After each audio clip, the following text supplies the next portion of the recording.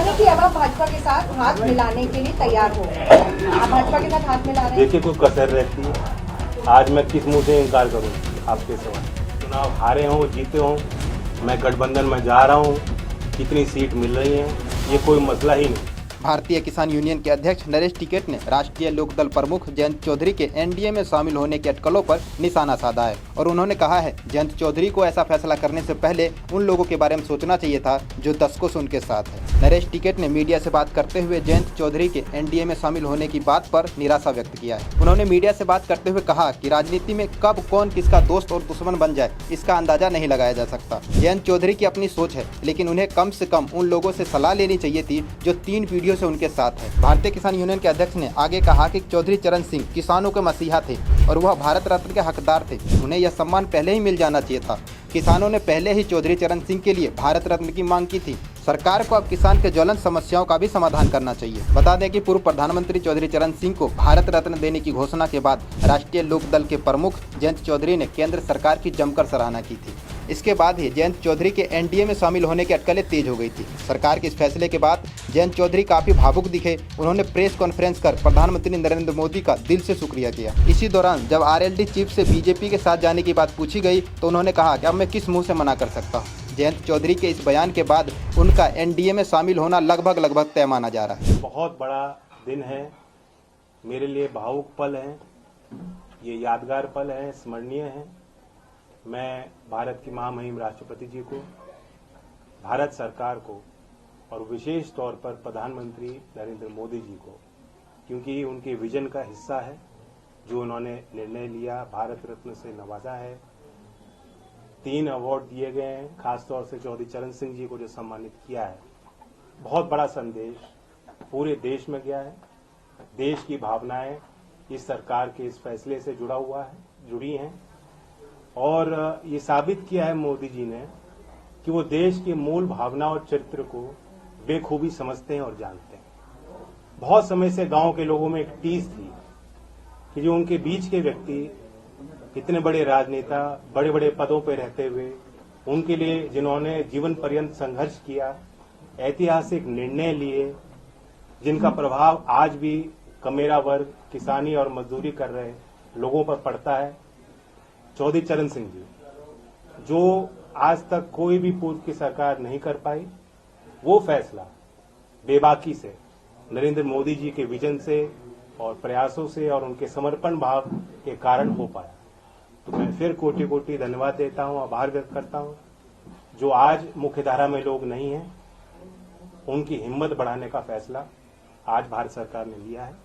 पूरे देश में सभी चौधरी साहब को मानने वाले लोगों के लिए खुशी की पल है।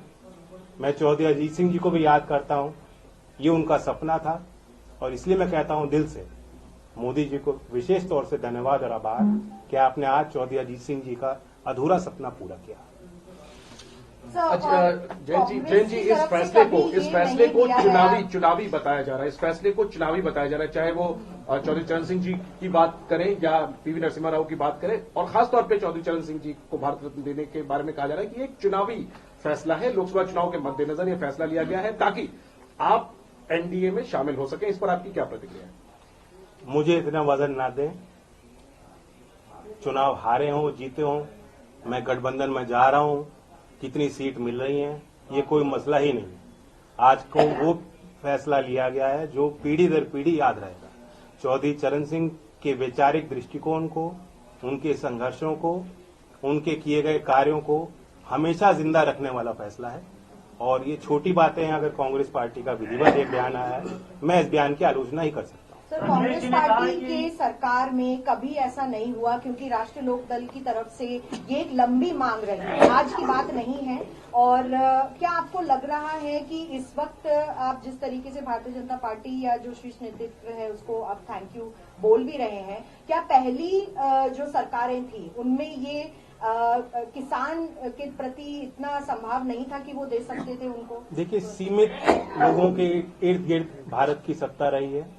कुछ ही लोगों के जो मुख्यधारा में रहे, हमेशा से उन्हीं के हाथ में फैसले लिए गए हैं, उन्हीं के माध्यम से फैसले लिए गए हैं और अब एक नए भारत में ये सारी चीज बदलती दिख रही है। सर, अखिलेश जी ने कहा है कि चौधरी साहब को भारत रत्न देने की मांग सबसे पहले समाजवादी पार्टी ये पहले की मैं उनका भी स्वागत करता हूँ, जिन जिन ने समर्थन किया, जो इस फैसले के साथ हैं, और जो चौधरी साहब के लंबी यात्रा में, जीवन यात्रा में उनके संघर्षों के साथ रहे, उन सबको बधाई देता हूँ। ये अकेली कोई हमारी जीत नहीं है, सबकी जीत है और श्रेय सबको जाना चाहिए। सर, कि अब आप भाजपा के साथ हाथ मिलाने के लिए तैयार हो, आप भाजपा के साथ हाथ मिला रहे हैं? देखिए, कोई कसर रहती है, आज मैं किस मुंह से इनकार करूँ आपके सवाल। जो आपने बात पूछा कि कांग्रेस में पहले निर्णय नहीं लिया गया, मैं तो अंदर से जानता हूँ कितनी बार चौधरी अजीत सिंह जी के मन में ये बात उठी, कितने बार उन्होंने प्रयास किए। बहुत मुश्किल से फिर एक बड़ा अच्छा कदम लिया गया था यूपीए 2 के टाइम कि लखनऊ उस समय अमौसी एयरपोर्ट था, वहाँ चौधरी साहब की एक प्रतिमा, विशाल प्रतिमा लगाई गई और उसका नाम बदला गया, चौधरी चरण सिंह जी के नाम से आज वो एयरपोर्ट है। मैं जानता हूँ कितने गदगद हुए थे चौधरी अजीत सिंह जी उस फैसले से। आज अगर चौधरी अजीत सिंह जी जिंदा होते, कितने प्रसन्न होते, ये मैं अच्छी तरह समझ सकता हूँ। तो मतलब ये जैन जी ये मान लें कि अब आप भारतीय जनता पार्टी के साथ उनके शर्तों के अनुसार उनको ज्वाइन करेंगे और फिर आप यूपी में चुनाव। देखिए, आज कोई शर्त और सीट और चुनाव की बात करना, आज के दिन के महत्व को छोटा करना होगा। ये दिन, ये पल बार बार नहीं आते और इस जश्न में सब लोग शामिल हैं। बीजेपी से सर दूरियां कम हो गई है, इस बात को मान लें हम लोग। जब मैं इतनी बड़ी बधाई दे रहा हूं, प्रधानमंत्री जी ने आज वो फैसला लिया जो साबित करता है कि देश के मूल भावना और चरित्र को समझते हैं। चौधरी चरण सिंह जी के हर एक अनुयायी के दिल को जीतने का काम आज मोदी जी ने किया। सर, आपका एक चवन्नी वाला जो बयान था, बहुत सोशल मीडिया पे वायरल हुआ और जगह जगह लोगों ने उसको देखा, आज आप उसको कैसे देखते हैं? मैं अपनी एक भी ट्वीट डिलीट नहीं करूंगा। जिस समय पे मेरी भावना होती है, उस अनुरूप परिस्थितियों के अनुरूप अपनी बात रखता हूं। और मैं कहता हूं, राजनीति में जो विपक्ष बात कहता है उसे भूल जाना चाहिए, जो सरकार बात रखती है उसे याद रखना चाहिए।